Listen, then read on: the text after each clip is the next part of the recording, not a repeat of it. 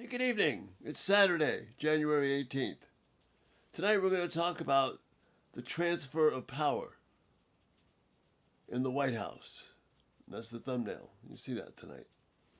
On Monday, President Biden his term will end officially and President Trump's term will begin. And yes, we had a big election season and we went through all sorts of upsets and frustrations and people being angry and all that. A little bit of tense moments. But now, Donald Trump is going to be our new president. Make no mistake about it. This is God's doing.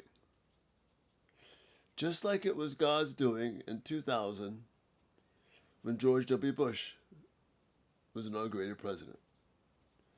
Just like it was God's doing in 2008 when Barack Obama was inaugurated as president. Just like in 2016, Donald Trump was inaugurated as president for one term. Just like in 2020 when Joe Biden was inaugurated as president. This is all God's doing. He is the one who's in charge of these transfers of power. Yes, in this country we can be very fortunate. We have very different ideas and political mindsets, and they transition every 4 years according to our Constitution. We're blessed that we don't have any massive military coups and people dying. But let's not lose sight of the fact that despite all the political maneuvering, God is the one who brings us our new president. He's the one who oversees the transfers of power. Listen to what King Nebuchadnezzar says in Daniel 4. He says that Nebuchadnezzar had a time when he doubted God and he thought that he was in charge. And God demonstrated to him, no, Nebuchadnezzar, you're not in charge. So after this time, when God deals severely with Nebuchadnezzar, Nebuchadnezzar regains his sensibilities and he says, and I'm reading Daniel chapter 4, verses 34 to 37. At the end of that time, I, Nebuchadnezzar, raised my eyes toward heaven, and my sanity was restored. Then I praised the Most High.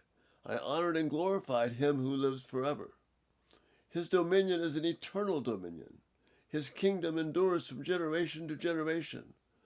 All the peoples of the earth are regarded as nothing.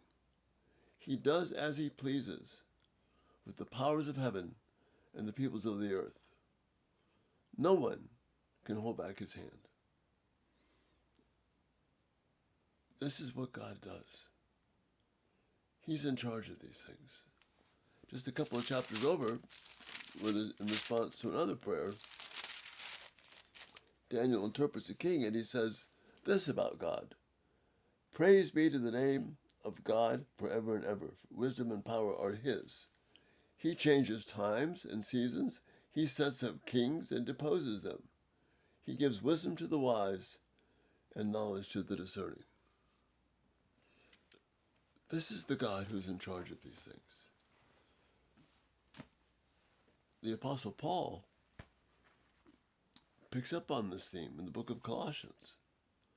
He says, talking about Jesus Christ, he is the image of the invisible God. This is Colossians 1, verses 15 through 17. He is the image of the invisible God, the firstborn over all creation. For by him, Jesus, all things were created, things in heaven and on earth, visible and invisible, whether thrones or powers or rulers or authorities, all things were created by him and for him, including the presidential elections of the United States. It's not random. It's not simply political maneuvering. This is God at work. It was God at work in each of the transfers of power that I mentioned earlier. We see God at work again. He is before all things, and in him all things hold together. So this transfer of power, it may seem chaotic to us. It may seem random to us. It's not to God. He is the one who oversees these transfers of power according to his plans, his purposes, his order. So in 2020, Joe Biden fit exactly what God wanted to do with the transfer of power. And now, Donald Trump fits exactly what God wants to do with the transfer of power. It's not necessarily an endorsement of either candidate. It's saying that God is in control. Once again, Daniel's quote, "He changes times and seasons. He sets up kings and deposes them. He gives wisdom to the wise and knowledge to the discerning." This is God's business, God's doing. We can be thankful that we have an orderly transfer of power in this country. But we also need to be aware that the Lord of heaven and earth, the King who sits on the throne and rules right now, Jesus Christ, is bringing about the purpose of his Father in this transfer of power that we're having this Monday, January 20th. And Lord willing, we'll be back on Monday. So thank you for being here. And again, take confidence. Your God, he is the one who is overseeing this. He's the one that we trust. You have a great Lord's Day tomorrow, and Lord willing, we'll talk to you on Monday, Inauguration Day. Bye-bye.